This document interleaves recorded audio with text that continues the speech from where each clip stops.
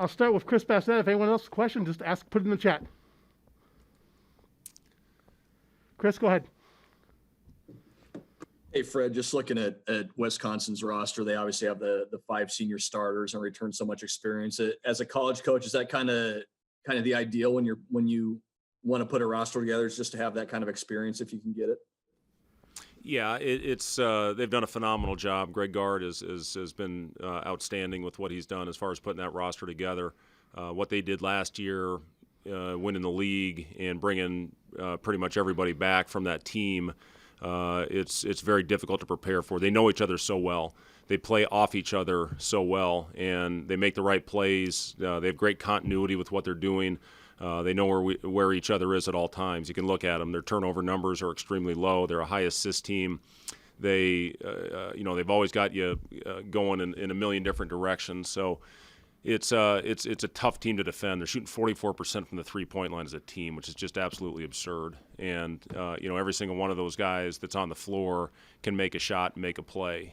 They put you in a very difficult situation with that starting lineup with Potter and Reavers at the 4 or 5 spot, and both those guys are as good as any on their roster at shooting the ball and 2 of the better bigs in the paint. So they put you in a very difficult spot with the experience and then just with how much skill that they have all over the floor. Robin Washut? You guys kind of got that positivity boost with the win over Doane, some time also to focus on the challenge ahead. I guess now that it's here, Big Ten play begins. Do you feel like your team is ready, or are you still kind of in wait and see mode? Well, I think we're ready. I did, I liked our spirit the next morning. We came back for a tough practice after the Doane game. We had 2 really good hard days, and we had to take yesterday off by rule, which is unfortunate. You'd like to go consecutive days into the game, but just based on our schedule, that was really the only way that we could do it. Had a good, sharp, shorter practice today, and we'll get another opportunity with a film session before we get on the bus, a film session tonight before we have our dinner, and then get a chance to walk through again at the arena tomorrow. So it should give us plenty of time to prepare.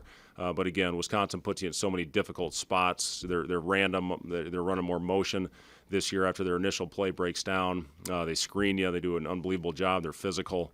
They do so many things that make it difficult on the defense. But, I think our guys are in a good place, and hopefully we go out and play well and give ourselves a chance.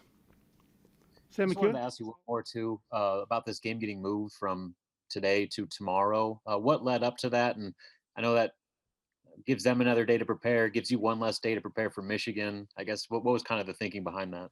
Yeah, the Big Ten reached out to us and asked if we would be willing to push the game back a day. They needed to have a makeup game with the ACC Challenge, and we felt if it was good for the league that we would adhere to it. So, again, we've had days to prepare. It does give us one less day to prepare for Michigan, but we still get 2 days after this one. Again, that was one of the reasons we had to take the day off yesterday, was to give ourselves 2 days to prepare going into the Michigan game. But we felt if it was good for the league, then absolutely we would do it. Sam McEwen? Hey, Fred, big picture question here. How much better equipped are you this season to handle team size? Wisconsin and Michigan will present a challenge. Both of them will this week. How better equipped do you think you are? Well, we're longer across the board, Sam. That's certainly one way to look at it. Not many teams that we're going to play are going to have 2 7-footers in their starting lineup that are as skilled, both inside and out, as Reavers and Potter are in this Wisconsin game. But we feel good about Eduardo coming back. He certainly can give us some quality minutes with his length. Ivan obviously has had a lot of experience playing in the Big Ten, one of the few guys on our roster that has experience playing against the physical bigs that are in this league. We will be getting Derek back shortly, who will help as well on the inside. So that gives us 3 guys, not only they can get physical bodies in there, but they can give up fouls against some of the bigger players in this league. But yeah, you just look at, Delano at 6'9" at the point. Trey, his instincts defensively are very good. Teddy's got a big, strong body. Thor's got great experience also in the league. So we do feel better, about competing. We just got to do a good job hitting on the glass. Wisconsin will crash 3 we have to make sure we make contact, get the rebound, and hopefully that'll give us some opportunities to get out in transition. But, this is a very difficult first test because of how disciplined this team is and a group that's been together for a long time. One more question, big picture. When you're facing a team that's as offensively efficient as Wisconsin is, and not just Wisconsin, but any team you may face this year, do you adjust the pace of your offense to maybe I don't know, acknowledge the reality that you may not be able to outscore a team if the game gets in the 80s or 90s? Yeah, we want good quality possessions. Wisconsin does such a good job of guarding the ball and getting into their gaps and protecting the paint, protecting the lane. We can't turn the ball over 20 times and expect to win not only this game, but any game that we're going to face in these next 20. We have to be aware, and we watch film. They're top 10 in the nation in shot blocking as well. Reavers and Potter, Ford, their guards. They've got great length in there at the rim, so we have to be selective if we do get into the paint and try and spray out and hopefully knock down some shots. But Wisconsin, they take care of the ball, and with them sitting in gaps, they can turn you over if you try to drive into small spaces. So we have to be patient. If the initial thrust and the initial play isn't there, we have to trust the offense, get good movement, and hopefully get a quality shot on the board. Thank you. Connor Happer. Hey, Coach, you knew this league was going to be good and was going to be tough. Through a month of the season, what are you seeing from the rest of the Big Ten? Is it possible that it's maybe even better than you thought it was going to be? I guess, what have you seen so far?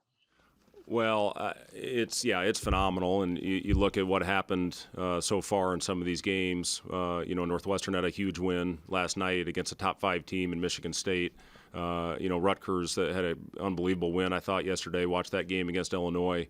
You just look at some of the early games. Purdue scores 88 and has a big win against Notre Dame.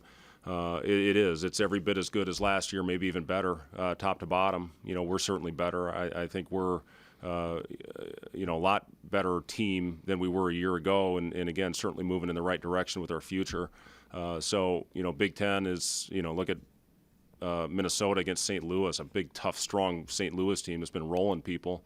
Again, top to bottom, it's the best conference in the country. There's no doubt about it.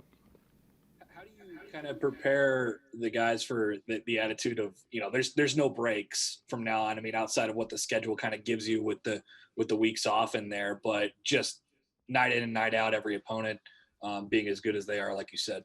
Well, our guys know it. They watch. They've been seeing what's been going on in our league to this point early on in the season, in the non-conference portion, and in the early part of the conference season. It's they understand it's going to be a grind every time you step on the floor. The importance of taking care of your body, getting your proper rest, putting the right things in your body, preparing as well as you can to go out there and compete and hopefully give yourself a chance. We're looking at 40 consistent minutes of basketball if we want a chance to win games. And hopefully we take a step in the right direction against a quality team like Wisconsin tomorrow. We know it's going to be tough. They look what they did to Louisville the other day. They beat them by 40, a very quality ranked ACC team. So it's going to be a grind. It's going to be tough, but we just want to keep taking steps in the right direction, and I'm confident our group will do that. Couple more here. We'll go Andrew Ward. Hey, Fred, along those lines, how do you kind of keep them confident, knowing that this is such a grind, and, maybe the wins and losses might not be, more wins than losses at that point. But how do you focus on improvement at that point? Yeah, I mean, we're going to come in every day and approach it in a professional manner. And whether we win or lose, we want to get better. We want to take the right steps. And I do think it's a group that has a lot of pride. Even after losses, they come in the next morning, they're attentive in film sessions. They come out, they work extremely hard on the court. They want to get better and they want to improve. So I am confident this group will continue to do that. The challenge continues to be, especially with a new group like we have, is fighting through the adversity and finding a way to battle through the tough times. We have not done a great job with that yet, especially with under 10 to go, whether we come down and take a quick one or we come down and don't move the ball. We don't get back in transition with the same thrust that we need to, that we did early in the game to take away baskets. You look at Creighton, for example. You give up 4.5 and 28.5 in transition. That can't happen. We have to be more consistent in all areas But that's what we're striving for. We're striving to be a team that plays consistent basketball for 40 minutes, understanding it's difficult, and every time on the floor is a learning opportunity for our team. Okay, we'll take two more. Rex Smith. Hey, Coach, you play this time of the year every year, but what's your message to your guys as you go into this stretch of your schedule where you're starting your Big Ten conference games, but you're also going into the holidays? You play on Christmas, and it's a weird year with COVID where guys really can't see families at all. Do you talk to them at all about kind of trying to stay focused during that? Yeah, it is a strange time. I do know our guys are excited to play on Christmas. When you're a basketball player, when you grow up, you watch Christmas Day games all the time. Generally it's the NBA. Colleges are off, with the exception of the tournament over in Hawaii that I think 6 teams play in. But it is something where we wanted to keep our guys occupied and keep them busy over the holidays because of the fact that they couldn't go home and see their families. It's just such a unique, strange time and weird year. You just have to do the best you can to get through it. I know a lot of people have talked about the mental health component. Trying to keep them upbeat, trying to keep them occupied, trying to keep them busy as we possibly can with no school right now, without being really most of them for the first time in their lives, not being with their families for the Christmas holiday. So, our guys know that we're here for them, and we'll do everything that we can to get them through this time and to hopefully make them as comfortable as possible. Last question, Robin Washington. I just wanted to follow up on Eduardo. Just how was his physical shape after that game? And it was his first real action in a long time. Did he respond well physically? And do you expect he'll be able to handle that kind of workload going forward? Yeah, he did respond well physically.